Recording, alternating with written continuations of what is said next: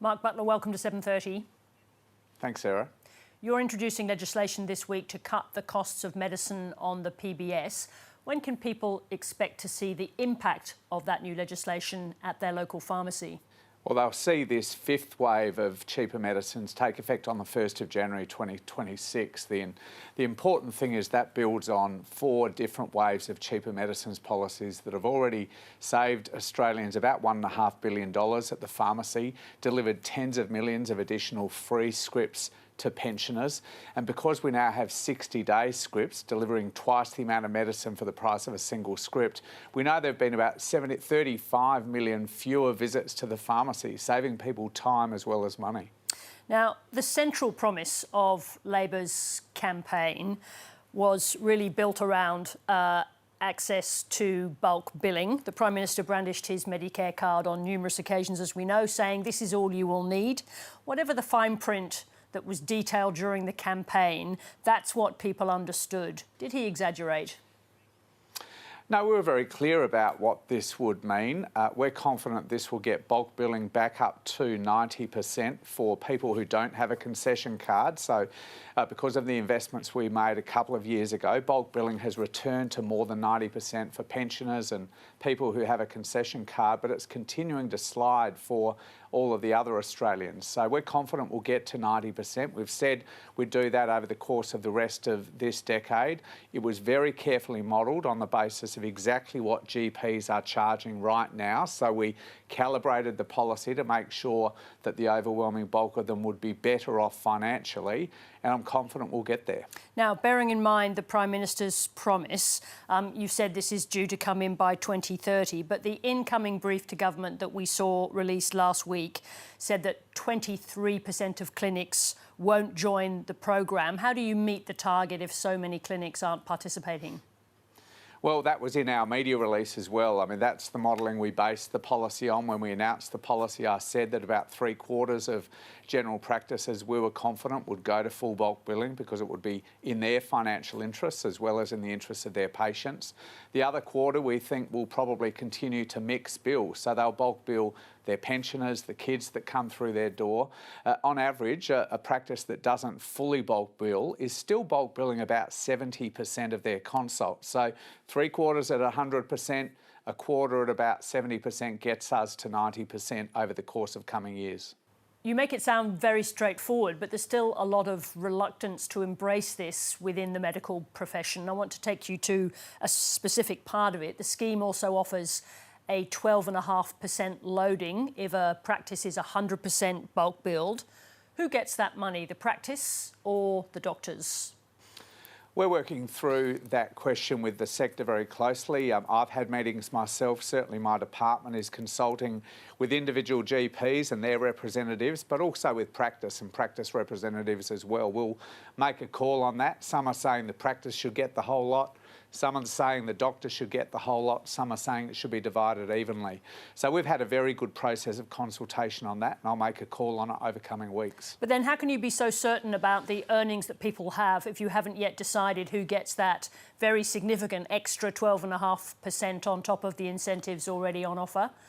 Yeah, to be conservative, we've assumed the practice is broadly split evenly between practices and practitioners themselves. So if that changed at the margins, again, that might change the salary that a GP fully bulk billing might get, but only at the margins. I mean, the real answer is that in 2 years, a full-time bulk billing doctor will have received a salary increase of about $125,000 just in 2 years. For a doctor in the bush, that would be about $155,000 additional money for bulk billing all of their patients. Let me ask you a really simple question. If it is as simple as this, if your modelling is as secure as you claim, why would anybody be unwilling to do this? Well, look, this is a hard sector to make change in. I mean, yeah, but if you're offering people over $100,000, I can't think of many cases where people are going to say no. So what are we missing here? There's got to be a bit missing for so many people to be pushing back on these changes. Well, I think the proof of the pudding will be in the eating for practices, really crunching the numbers over coming months, making those decisions before the 1st of November. For all the practices or doctors who might be sort of talking sceptically about this, I'm talking to lots of doctors and lots of practices who have taken the decision that they'll go back to full bulk billing from the 1st of November. All we could do, given I don't employ doctors, it's not like the UK NHS, these are private businesses, is to calibrate the policy carefully to make sure that as many practices were better off as I could afford responsibly using taxpayer dollars. And I think we've done that. I want to ask you one question about Donald Trump. Now, he signed an executive order last month on drug pricing. We're trying to understand what the consequences are for Australia.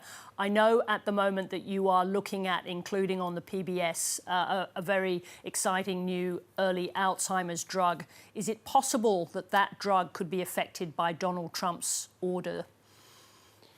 Well, we're working to continue good medicines policy on behalf of Australian patients. We're still a little unclear about what the US administration has in mind for pharmaceuticals. Early last week, there was a view from the administration that they'd make a decision over the coming 12 to 24 months about potential tariffs, not just on Australia, but on the rest of the world. Then in the middle of last week, the President said it might be towards the end of this month. So I think we are all around the world trying to understand the nature and the timing of anything in the pharmaceutical sector.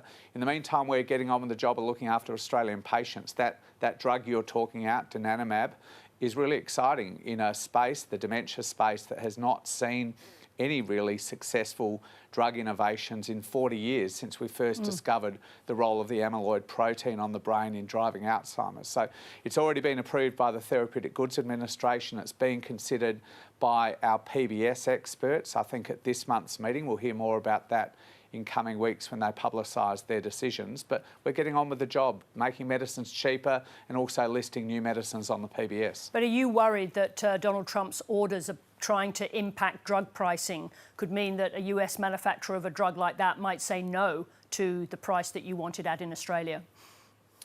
Well, look, US manufacturers, European manufacturers, they want bigger profits for their drugs that they sell all around the world, including in Australia. I mean, that's not new. It didn't come along with President Trump. 20 years ago, John Howard was dealing with this issue in negotiating the US Free Trade Agreement. I mean, our job is to use our buying power as a federal government, other countries do this as well, to negotiate the best possible price for medicines for taxpayers here in the country. We've been doing that. I get that US Big Pharma want to make more profits from their products. My job is to get the best possible price and then lower that price for Australian consumers. That's what we're doing.